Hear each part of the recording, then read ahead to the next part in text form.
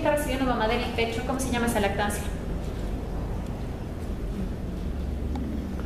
Se llama mixta, ¿sí? Y se llama exclusiva cuando es la única fuente de alimentación para ese niño la leche de la mamá. ¿Ya? Entonces es a través del seno materno y es una fórmula inigualable, así lo dice la OMS y la UNICEF, que facilita el alimento ideal para el crecimiento y desarrollo correcto de los niños en su primera etapa de vida. Ellos han planteado que la lactancia materna exclusiva debiera ser la única fuente de alimento por los primeros 6 meses de vida. Y de ahí en adelante se hace alimentación complementaria porque en teoría después de los 6 meses la alimentación ya no va a cubrir, el pecho materno ya no va a cubrir los requerimientos y las necesidades del feto. Dejan de ser completadas, por tanto yo tengo que dar otros aportes extra y ahí es cuando empiezan las papillas. ¿Y cuánto tiempo debo dar? Denis, ¿cuánto tiempo tengo que dar pecho materno? Te va a preguntar la mamá. Tienes que darle un horario, darle 15 minutos un seno, después de 15 minutos dos senos cada 3 horas o para hacer intervalos cada 2 horas. Ya, esa es la forma correcta de alimentar. ¿Cómo te va cuando haces eso? Va mal, por si acaso. Ya vamos a hablar eso de cómo se debe dar, pero ¿hasta cuánto tiempo tengo que dar? ¿Hasta qué edad tiene el bebé? Hasta los 2 años complementarios. ¿Qué dice la OMS y la UNICEF? ¿Qué dice? Un niño mínimo. Exacto. Tengo un mínimo. Lo que se recomienda 2 años mínimo. La Sociedad Americana de Pediatría recomienda 1 año mínimo. Pero la verdad es que no sabemos el máximo, solo sabemos el mínimo. Y eso tiene que quedar clarísimo. Mientras el pecho materno esté produciendo leche, esa leche es perfecta. No se agúa, no pierde capacidades nutricionales, sigue siendo la mejor leche para un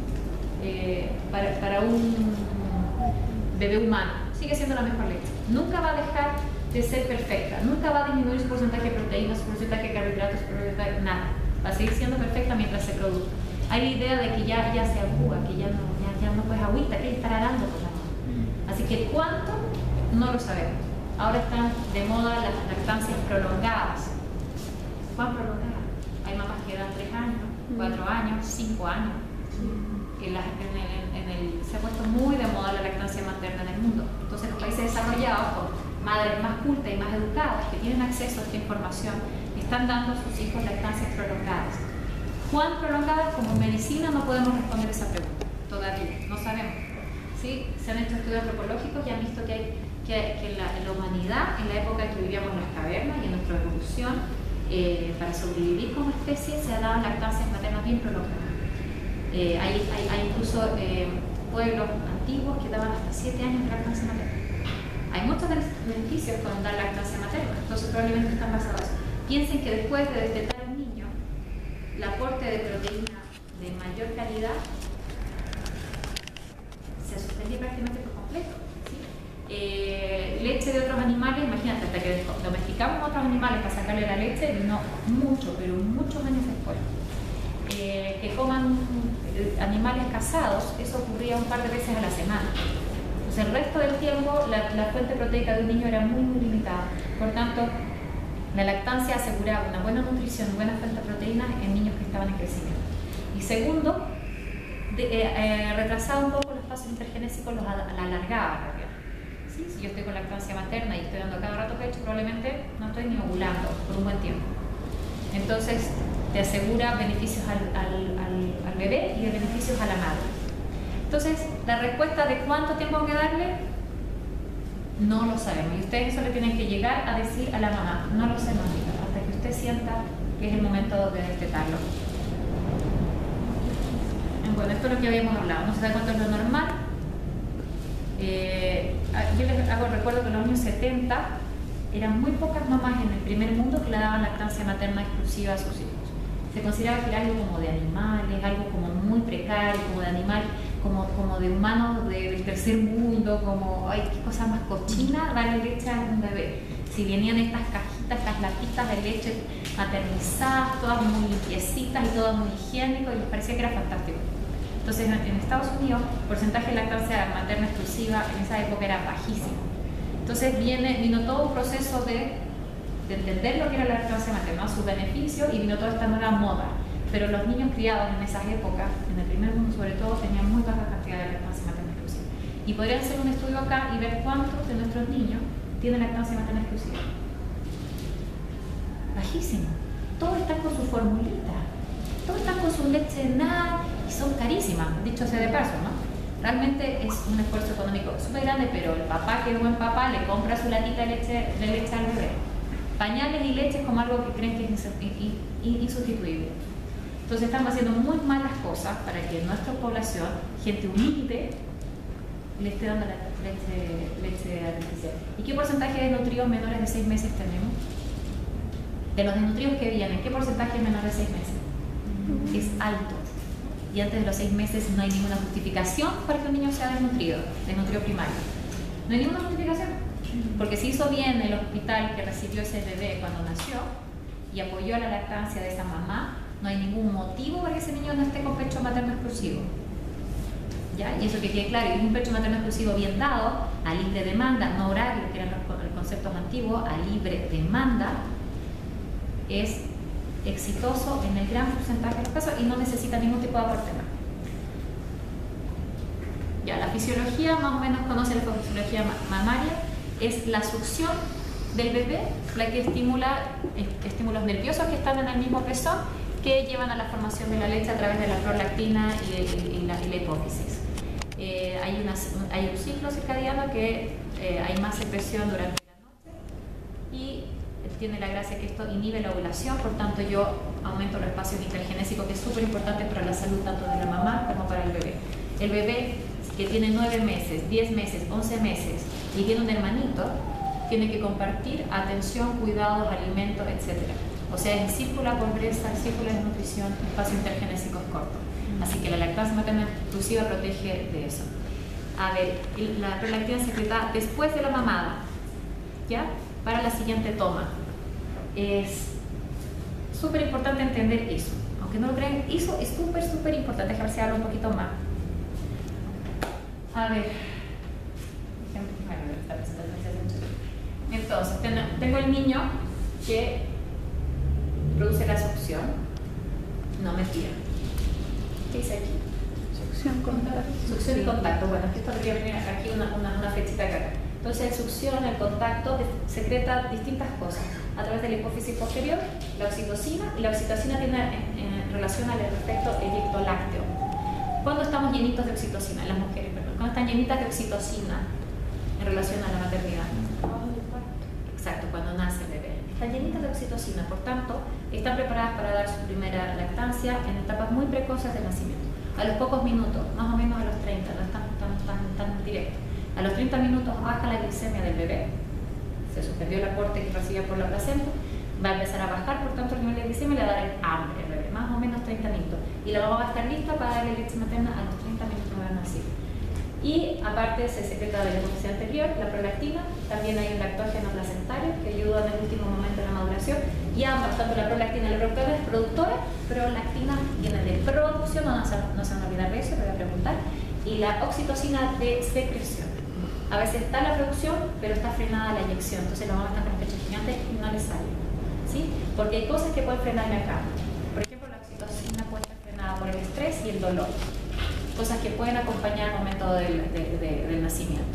Entonces hay que trabajar con el estrés, el dolor, la ansiedad, la angustia, porque me frenan esto, ¿ya? La oxitocina se libera, ¿y sabes cómo me siento cuando estoy llena de oxitocina? Feliz, feliz y enamorada. La oxitocina es la hormona del amor y se secreta cada vez que el bebé toma pecho, y es la hormona que hace que la mamá se enamore físicamente, no espiritualmente. No, es que yo soñaba con mi hijo, yo me dijo, no, nada, es físico, es tu cuerpo, está enamorado, así tal cual, literalmente. Entonces no hay que cortar ese proceso. Nace el bebé, apego precoz. A los 20-30 minutos cae el nivel de glicemia, va a tener hambre, va a tener reflejo de búsqueda. Es impresionante el reflejo de búsqueda que tiene. Y va a buscar el pecho de la mamá y va a tomar pecho. Y la mamá, al haber dado pecho, ustedes saben que esto no termina acá. El beneficio de la mamá es que mejora la contractilidad del útero, por tanto, la mamá en el proceso de recuperación va a ser mucho más rápido. La sensación de bienestar que te da es lo mismo que la misma hormona se libera cuando te hacen un masaje. Imagínense sentir que te hacen un masaje 8 veces al día, 10 veces al día. ¿Sabes cómo está la mamá? Feliz, así como está, así como debe estar, así es como debiera ser. Ya, este tema es súper lindo, es precioso, es parte de la medicina, de la pediatría, perdón, parte más romántica y linda de la pediatría.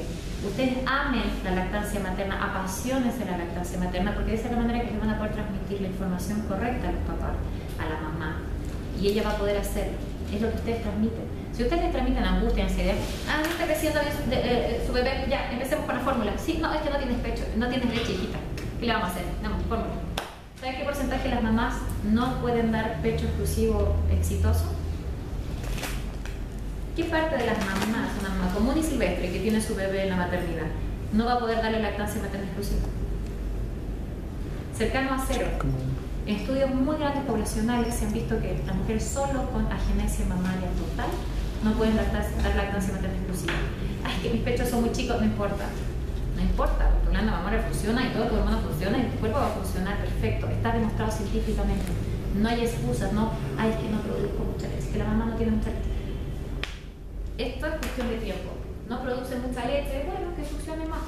Ay, no, pero es que tiene que tomar, mamita, va a tomar 6 litros de leche. No, no sé qué le da. 3 litros de agua. ¿Qué le dan? Chichacamba. Le van a hacer tomar chichacamba. ¿Eso depende de la producción? Ustedes vieron acá. ¿Depende de la producción de eso o no? No, pues no depende nada de eso. Si la mamá necesita agua para formar la leche, ¿qué va a pasar con su cuerpo? Le va a dar sed, o si no es tonto el cuerpo, si necesita agua, necesita ir a tomar agua, le va a dar sed. Entonces, dejen de obsesionar a las mamis de cuánta leche tomó, y cuánta agua tomó, y cuánta chichacamba tomó, porque le estoy dando de alguna forma la información de que algo que usted no hizo bien es culpable de que usted no pueda darle leche a su hijo.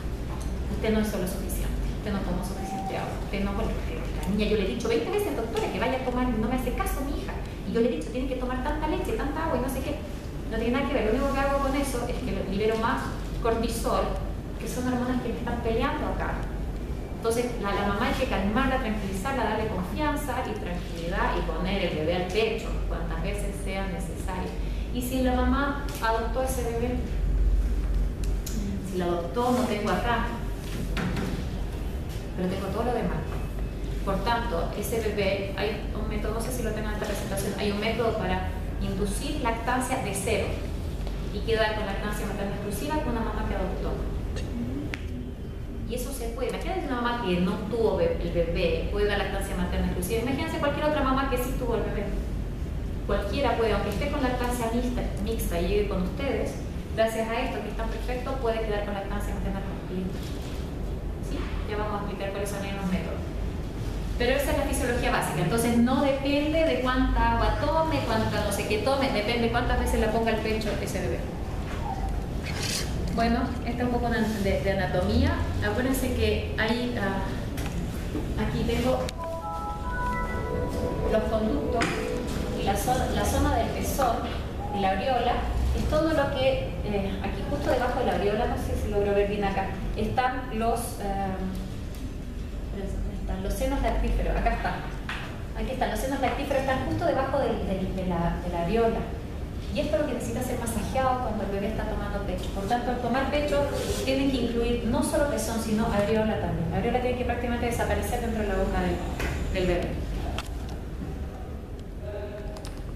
Hay ventajas que ya habíamos hablado un poco al niño y a la mamá.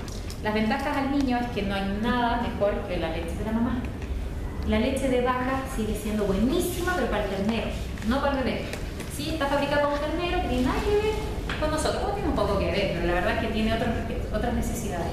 Otra velocidad de crecimiento, otro desarrollo neurológico, otro desarrollo cerebral, otro todo, otra necesidad de proteínas, completamente distinto al bebé humano. Por tanto, el bebé humano necesita leche de la mamá. Esa es la leche que necesita. Si yo le doy leche de vaca, obviamente tiene antígenos de vaca, no tiene antígenos humanos. Y los antígenos de vaca nuestro cuerpo lo va a considerar como algo externo, como algo peligroso, ¿sí? Entonces, al darle pecho materno tengo ausencia de esta agresión físico-química y antigénica. Sabemos que a través de la leche materna no solo le doy nutrientes, sino también le doy factores relacionados con la inmunidad. Ya voy a hablar un poquito más allá de eso. Y me apoya al crecimiento y desarrollo del tubo digestivo. Y obviamente el niño con pecho materno se enferma menos. Eso está demostrado miles de estudios han demostrado que tiene menos cuadros diarreicos, respiratorios, la bronquiolitis menos grave, hay menos probabilidad de que tenga neumonía, menos probabilidad de que tenga diarreas, que las diarreas llevan, etc. O sea, la lactancia materna me protege en el moro y mortalidad inmediata y también mediata y a largo plazo. Un niño con lactancia materna tiene menos riesgo de tener cáncer toda su vida.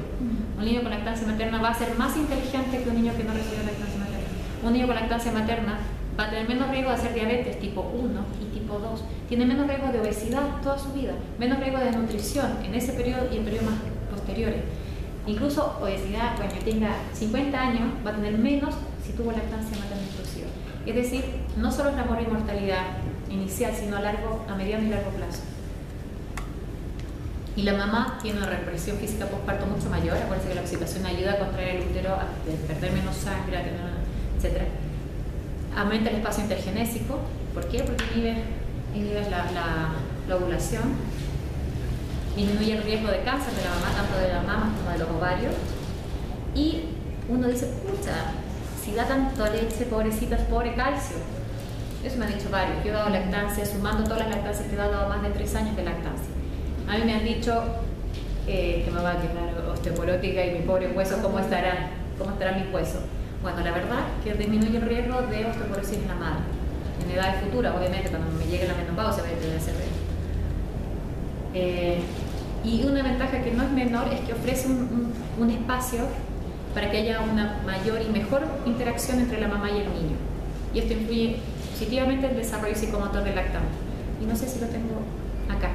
Hay algo más. Sí, esto se vio en estudios que se hicieron en niños y bebés desnutridos en la época que se empezó a estudiar desnutrición infantil. No era un problema que le aquejara a los países con plata. Los países con plata, los bebés eran gorritos. Los países sin plata eran donde tenemos los niños desnutridos. Sigue siendo así. Por tanto, demoró la medicina hasta que le diera bola a los niños desnutridos. Entonces fue uno de los principales promotores de la investigación de la desnutrición infantil, el doctor Monkever. El doctor Monkever es un doctor chileno, es uno de mis ídolos, todavía está vivo. Él estudió en los años 60 y 70 qué pasaba con los niños desnutridos. Tenía en esa época Chile un nivel de pobreza similar a lo que tiene Bolivia. Tenía analfabetismo igualito, allá se llaman poblaciones cayampas, que son como las favelas en Brasil. Son esos sectores periurbanos que son gente muy pobre, con casas hechas con materiales precarios, etc. Igual que hay en cualquier urbe, sobre todo en el tercer mundo. Y él se metió a esas poblaciones a estudiar. Encontró que los niños estaban desnutridos así, no crecían así y no se desarrollaban igual. Encontró que el cerebro de un niño desnutrido no tenía muchas... esta es la biopsia de un niño desnutrido, muerto cuando tenía 1 año.